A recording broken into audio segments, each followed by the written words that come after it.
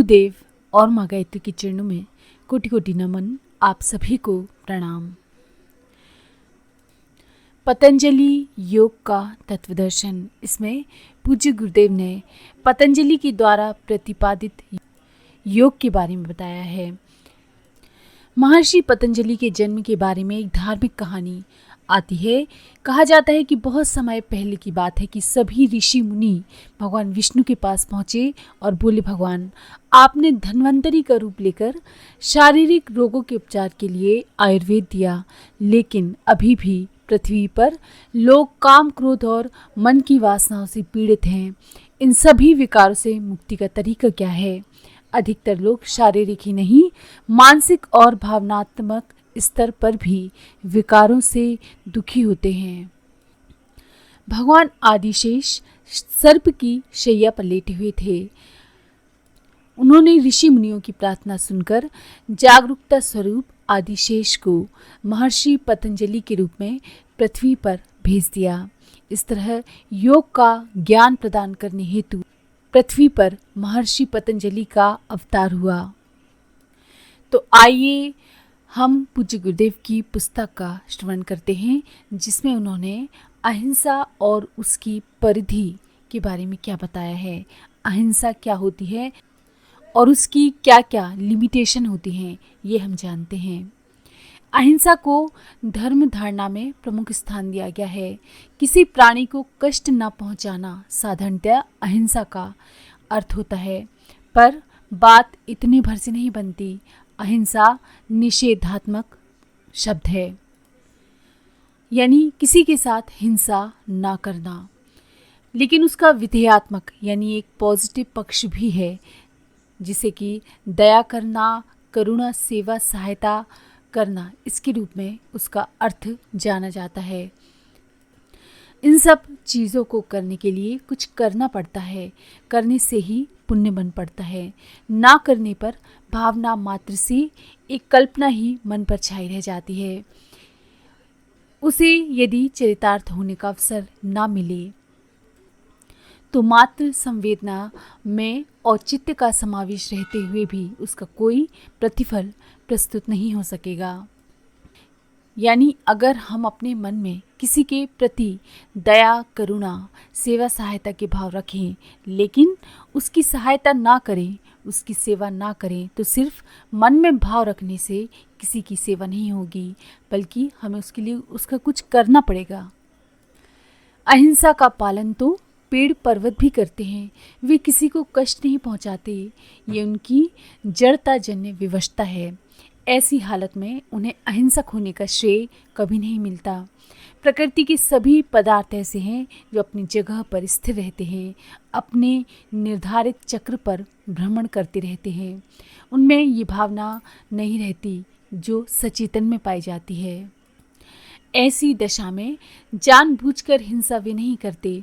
उनसे टकराकर कोई अपना पैर तोड़ ले तो ये उनकी मर्जी। कृमि कीटकों पर भी अहिंसा का आदेश लागू नहीं होता। उनमें से अधिकांश मांसाहारी प्रकृति के होते हैं। अपने से छोटों को मारते और खाते रहते हैं। उनकी प्रकृति को नहीं बदला जा सकता कि अपने लाभ के लिए दूसरों को हानि वे ना पहुँचाए। लाभ हानि तक का उन्हें विचार ही नहीं होता और ना उन्हें ये सूझ पड़ता है कि उनकी किस क्रिया से किसी को क्या कष्ट होगा। छिपकली, मकड़ी आदि घरेलू कीड़े अपने से छोटों को मारते खाते रहते हैं। बड़ी मछली भी छोटी मछली को खाती देखी गई है। बिल्ली, मगरमच्छ, सांप, बाज जैसे प्राणी भी मांसाहारी होते हैं। भूख लगने पर वे अपना शिकार पकड़ते हैं और उसे खाते हैं। उन पर अहिंसा का संदेश पहुंचाना बहुत कठिन है। मनुष्य भावनाशील है और विवेकवान भी है।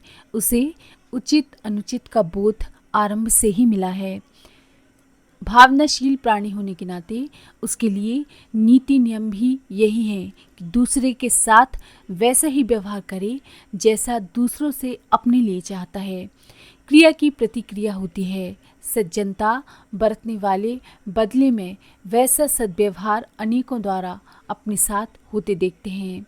दुष्टता की प्रतिक्रिया भी आक्रोश प्रतिशोध में होती है, इसलिए अपने को त्रास ना सहना पड़े।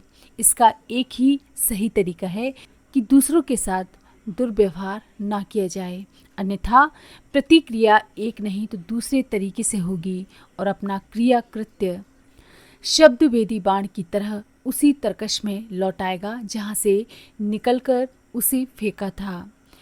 आपने देखा होगा कि रबड़ की गेंद जितनी जोर से जिस एंगल से फेंक कर मारी जाती है, वो टकराने के बाद वापस उसी स्थान पर उसी वेग से उसी एंगल पर वापस लौटती है। यही नियम सब जगह चलता है।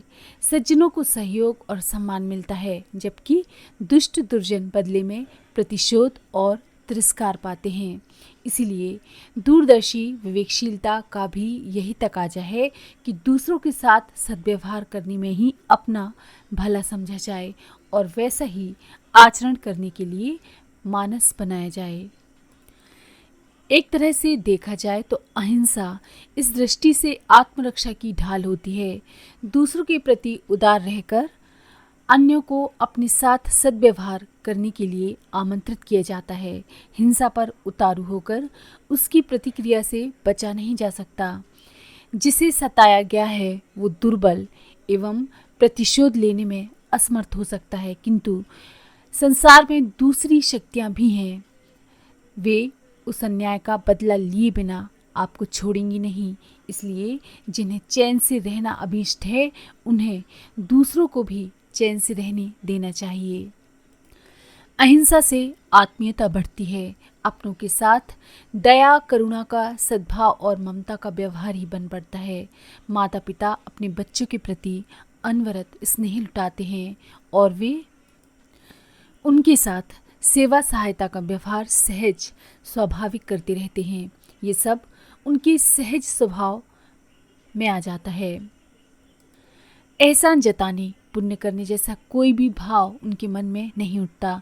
यही भावना संकीर्णता की परिधि से आगे निकलकर जब विराट के साथ संबंध जोड़ती है, यानी जब आप सभी व्यक्तियों के साथ इसी भावना से काम करते हैं तो सभी अपने बन जाते हैं।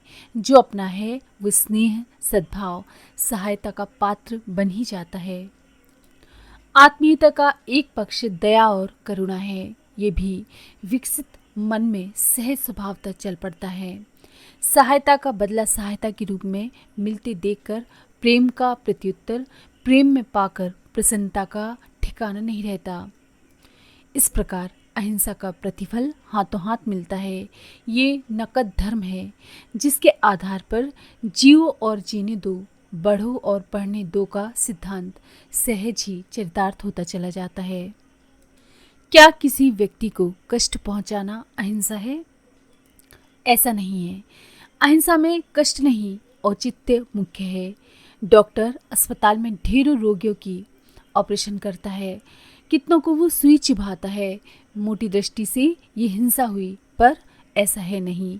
उसका उद्देश्य है रोगी के प्रति दया भाव, उसको ठीक करने की उसकी चाहत। थोड़ी देर की पीड़ा कोई महत्व नहीं रखती। ये देखा जाना चाहिए कि रोगी को राहत किसमें है। अहिंसा में विवेक को भी जुड़ा रहना पड़ता है। आत्मरक्षा में हिंसा भी अपनाई जा सकती है। घर पर डाकू आक्रमण करें तो उसका सामना करना ही पड़ेगा, भले ही उनमें से कोई आक्रांता मारा ही क्यों न जाए। घर में पलने वाले सांप बिच्छुओं पर कब तक दया करते रहा जाएगा। चूल्हे में आग जलाते समय, यात्रा चलते समय, धूप में कपड़े सुखाते समय, यहाँ तक कि सांस लेते समय भी कुछ जीव मर सकते हैं। इनकी रक्षा किया जाना असंभव है। ऐसे तो वनस्पति को भी जीव माना जाने लगा है। आहार के लिए शाकाहार, जलाहार तो ग्रहण करना ही पड़ेगा। इसके बिना जीवन संभव ही नहीं है। ऐसी अनिवार्य हिंसाओं पर विचार नहीं किया जा सकता।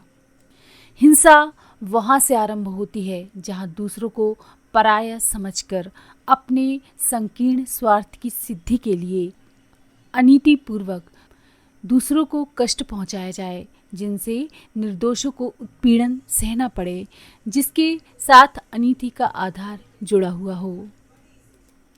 हिंसा सिर्फ शरीर के साथ जुड़ी हुई नहीं है, उसका मानसिक आघात भी एक पक्ष है। अपमान, तिरस्कार, दुर्व्यवहार भी हिंसा का ही एक रूप है। जिससे मन को, सम्मान को आघात लगे उसे भी हिंसा ही कहा जाएगा। किसी को गलत परामर्श देकर कुमार्ग पर चलने के लिए सहमत कर लेने पर तत्काल न सही, परिणाम सामने आने पर तो कष्ट उठाना ही पड़ता है। इस प्रकार का जिसने कुचक्र रचा उसे भी हिंसक ही कहा जाएगा। कई बार बच्चों को सुधारने के लिए भी हमको हिंसा अपनानी पड़ती है, उनको प्रताड़ित करना पड़ता है, लेकिन आगे भविष्य के लिए उनके ये अच्छा ही होता है, तो इसे भी हम अहिंसा ही कहेंगे। आज के लिए इतना ही।